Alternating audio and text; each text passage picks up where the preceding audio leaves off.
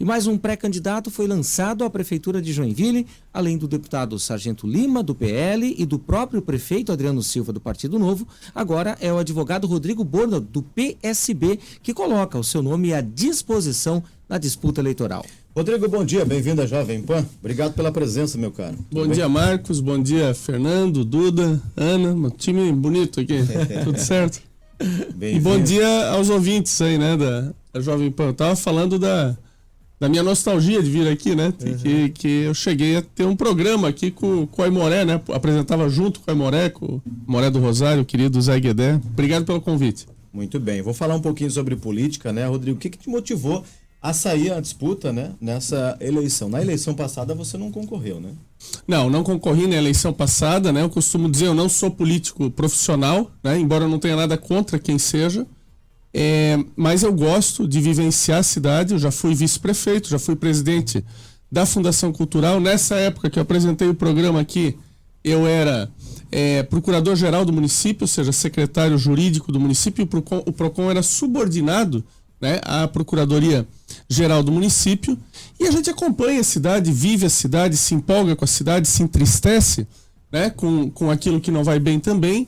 E o que me motivou foram basicamente duas coisas, Marcos. A primeira é justamente de saber que nós podemos fazer uma Joinville melhor, uma Joinville mais completa, uma Joinville voltada não só a determinados segmentos, mas a toda a população, né? Eu vejo setores da população, principalmente as classes mais desfavorecidas aqui na cidade, deixadas de lado, né, em vários aspectos. Um deles é a própria questão do Minha Casa Minha Vida, que é um programa que veio agora, depois de muita hesitação, para os setores 2 e 3, mas não para quem mais necessita, e nada contra vir para a classe média, que eu acho que representa uma força pujante aqui de Joinville, né, e até a maior representatividade em Joinville é da classe média, graças a Deus, é melhor do que a gente, né, ter uma cidade comparada à maioria do Brasil, em que a população pobre é a maioria da cidade. Não é o que acontece em Joinville.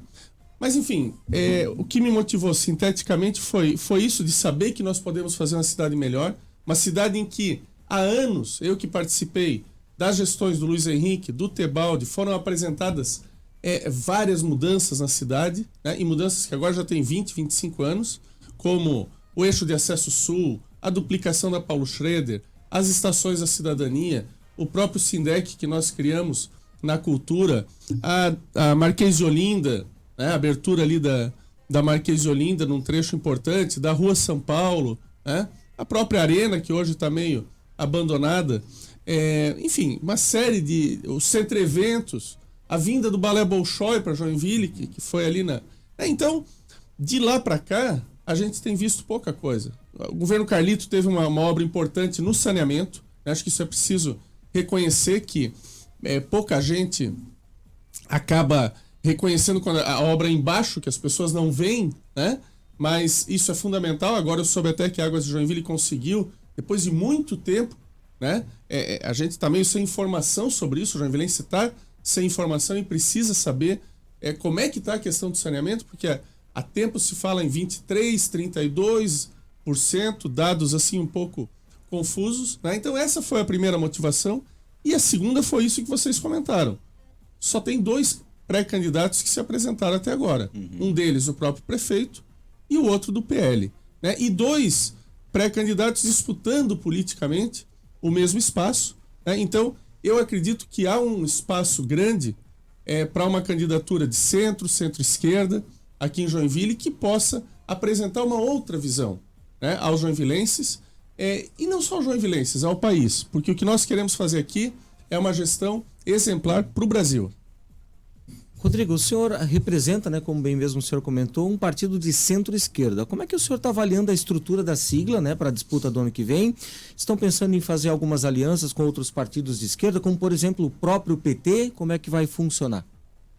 Bom, o partido tá se reestruturando aqui em Joinville, porque o partido chegou a ter 3 vereadores, um deputado federal, que era o deputado Rodrigo Coelho, né? Depois o Coelho sai do partido, o Coelho se alinha ao governo Bolsonaro, e o PSB era um partido que não apoiava o governo. Então, em vista disso, o Teve a própria questão da reforma da Previdência, foi um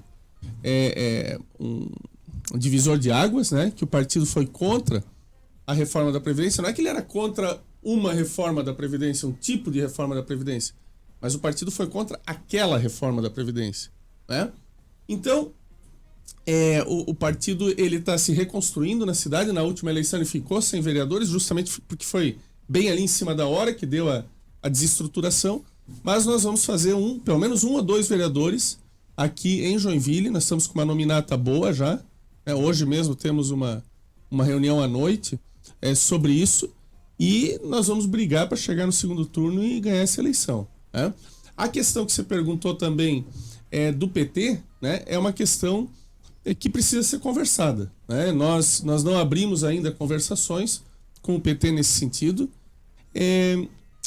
E a gente respeita, obviamente, que o PT é um partido grande, né? O PSB não é um partido grande, é um partido médio, um partido com uma representação razoável na Câmara dos Deputados, estava até melhor na eleição passada, mas elegeu aí cerca de 14, 15 deputados, engrossou o seu número de senadores.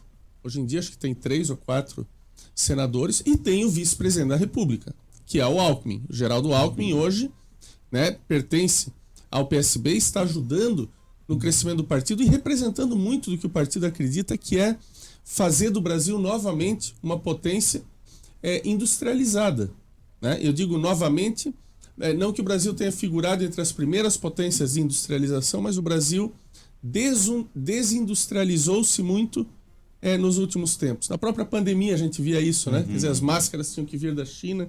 Então, o Alckmin está pensando em tudo isso, né? E a gente está, obviamente, aberto ao diálogo com outros partidos de centro, até de centro-direita, partidos mais à esquerda, desde que todos pertençam, né, ao campo democrático. Isso é essencial para nós, a questão de valorizar as instituições democráticas do país. Nós precisamos, todo dia, eu acho, agradecer e lutar para que nós tenhamos uma verdadeira democracia no país, que não é um negócio dado. A democracia é uma coisa construída, e para ela ser construída ela depende do envolvimento de cada um de nós. O senhor há de concordar que Santa Catarina é visto como um estado bolsonarista. Prova disso é o próprio resultado que a gente teve na última eleição. Joinville também tem muito essa característica, né, da votação no ex-presidente da República, Bolsonaro. E o Estado também tem uma reprovação em relação ao governo federal, em relação ao PT. Tanto é que o governo estadual catarinense é do PL. E o senhor já disse numa entrevista, inclusive, que o senhor tem portas abertas com o governo federal. Pelo fato de estarmos em uma cidade que ainda tem lá nas suas veias a questão do bolsonarismo e tudo mais, isso pode atrapalhar a sua campanha? Não, eu acredito que não vai atrapalhar. Isso tudo foi muito pensado, muito refletido. Eu mesmo lançar essa pré-candidatura foi muito refletido, e eu coloquei as 2 razões pelas quais eu fiz isso, né? Há tempos eu refleti sobre isso e estava até inclinado a não concorrer, né? Mas eu acho que é um dever nosso apresentar essa outra visão para o joinvilense. E eu não acredito assim em coisas tão dadas como uma previsibilidade tão forte do eleitorado. Vou te dar 2 exemplos. O mundo mudou um pouco nesse meio tempo, ficou mais ágil, e talvez isso seja até mais importante ainda. As eleições, e eu vou voltar lá atrás, as eleições de 1970 aqui no Brasil, o partido que representava a ditadura, que era a Arena, fez quase 80% dos votos. O Brasil foi tricampeão mundial de futebol, o Médici estava lá sorrindo no Maracanã e tal, ganharam fácil, né, as eleições. Em 74, o MDB, que era o partido de oposição, faz, eu acho que 16 e 22 senadores, porque daí não tinha eleição de governador, né, porque a eleição de governador era biônica, né, quer dizer, não era biônica, mas era feita pelas assembleias, né, era indireta, pelas assembleias legislativas. Então você vê que no intervalo de 4 anos, você tem uma mudança brutal de 80% em favor do partido da ditadura para uma vitória com mais de acachapante, né, por parte do MDB lá nas eleições de 78. Vocês vão dizer, mas mudou e tal. Realmente, o mundo mudou muito, até a forma de fazer campanha e de fazer política mudou muito. Né? A maior dificuldade que nós temos dentro dessa mudança é um eleitorado que hoje, principalmente esse eleitorado bolsonarista que vocês chamam, que se informa muito pelas redes de WhatsApp, praticamente só pelos canais que são dados são alimentados por essas redes, né?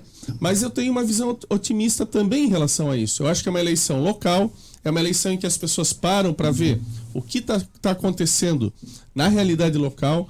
As pessoas vão também se informar de outras maneiras, né? De modo que eu não acredito nem no sentido de que o eleitorado seja fixo e definido em relação de um ou outro candidato, e também acredito que se informando, né, e tendo esse acesso à informação, e esse é um dos objetivos nossos também de difundir, né, o que está acontecendo para além dessas redes específicas e dessa visão de mundo, uma postura pragmática em relação à vida pública. Essa é uma crítica que eu faço aqui em relação ao Partido Novo, que, aliás, mudou muito nos últimos tempos, porque era contra a reeleição, o prefeito já pode ser candidato. E o governador Zema foi candidato lá em Minas Gerais também, mas era contra. No início, que eu me lembre, era contra.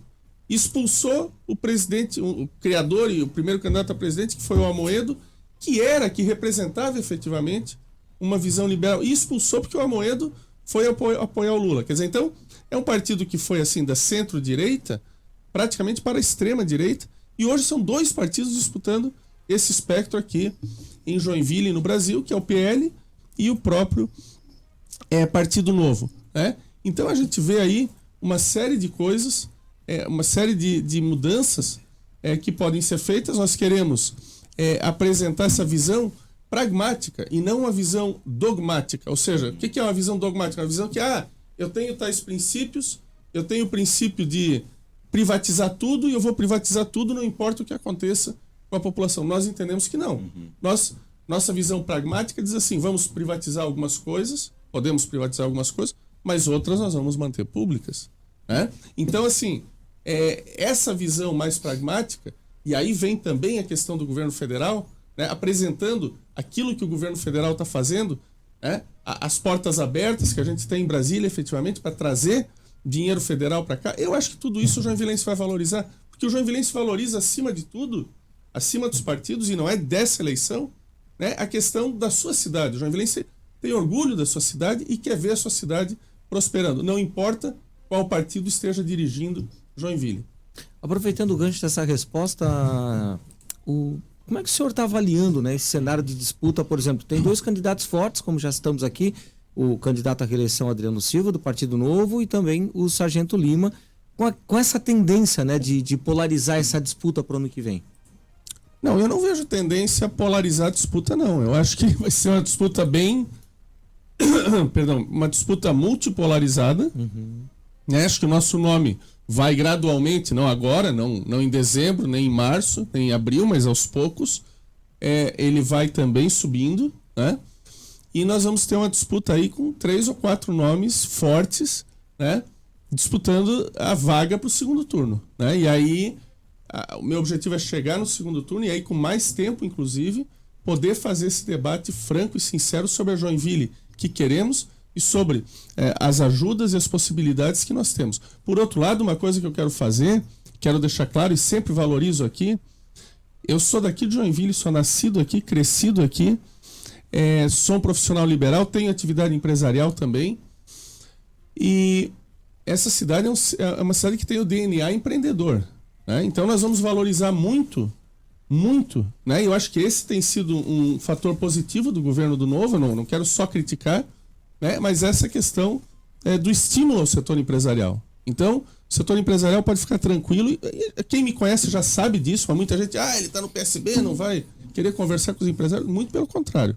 Né? Assim como o próprio Alckmin tem feito lá em Brasília, e como do feitio dele, nós vamos ter aqui, os empresários aqui vão ter o canal aberto com a prefeitura, porque nós sabemos que a riqueza de Joinville é gerada pelas mãos, obviamente, das trabalhadoras e dos trabalhadores, mas com a liderança, né, e com a pujança de um setor empresarial que faz inveja não só para o Brasil, mas para o mundo. Rodrigo Bornum, do PSB, falando ao vivo na Jovem Pan Joinville. Rodrigo, obrigado pelo bate-papo, boa semana e ao longo, né, de 2024 vamos conversar muito sobre política por aqui. Eu agradeço, pena que passou rápido, né? A gente tem muita coisa para falar, mas eu agradeço o convite de vocês, né? Quero deixar um abraço aí a toda a equipe, a todo o pessoal da rádio, parabenizar vocês pelo trabalho. Eu acho que um programa como esse é essencial para que o joinvilense possa formar bem a sua opinião, não só em relação à política, mas como em relação às outras questões que estão surgindo aí no dia a dia, e espero que a gente possa voltar a conversar no que vem também. Certamente. Muito obrigado e boas festas aí a todos vocês.